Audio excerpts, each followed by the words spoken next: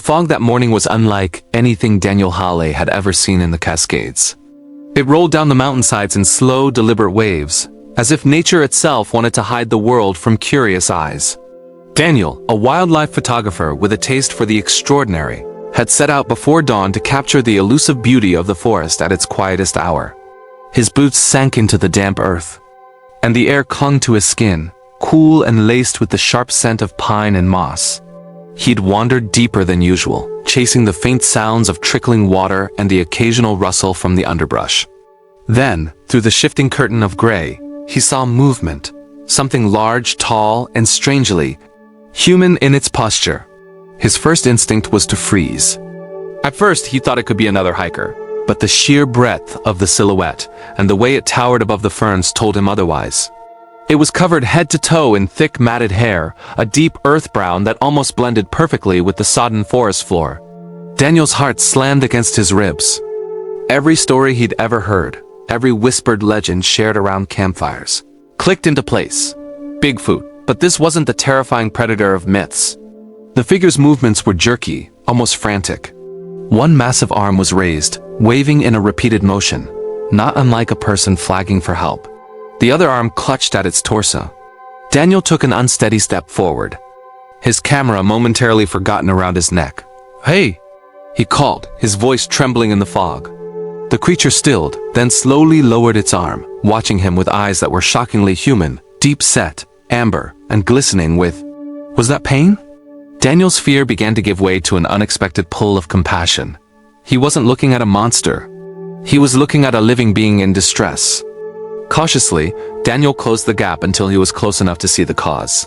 A deep gash ran along the creature's side, matting the fur with dark, drying blood.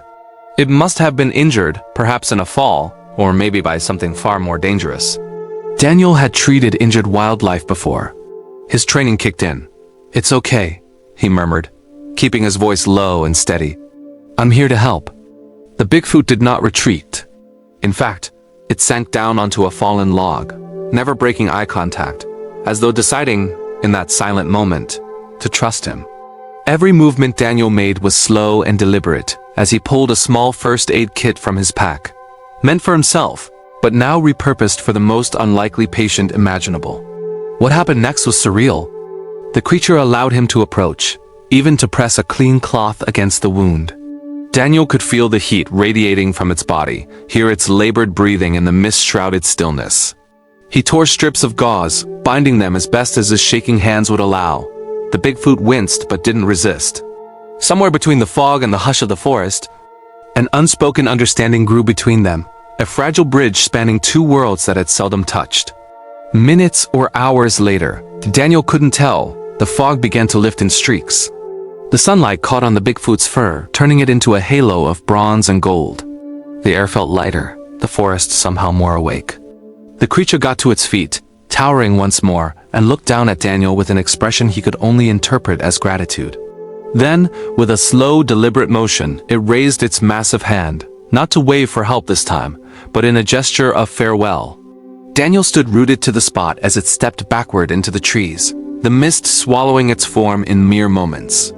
When it was gone, the forest seemed impossibly still, as though holding its breath in reverence for what had just occurred. The walk back to the trailhead felt dreamlike. Daniel's mind raced. Should he tell anyone?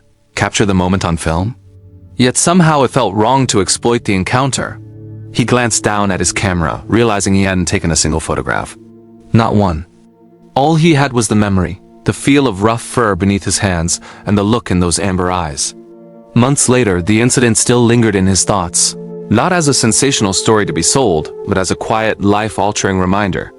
There was so much more to the world than humanity dared imagine, and kindness, it seemed, transcended species, myths, and fear. Somewhere in the vast green expanse of the Cascades, a wounded Bigfoot had once been met not with a rifle or a scream, but with a helping hand. And perhaps, in its own way, it had been signaling not just for help, but for connection. Daniel never saw it again. But sometimes, when morning fog crept low over the mountains, he would find himself pausing mid-hike, scanning the shifting white veils for the shape of something impossible. And he would smile, knowing that the impossible had already happened, and it had changed him forever.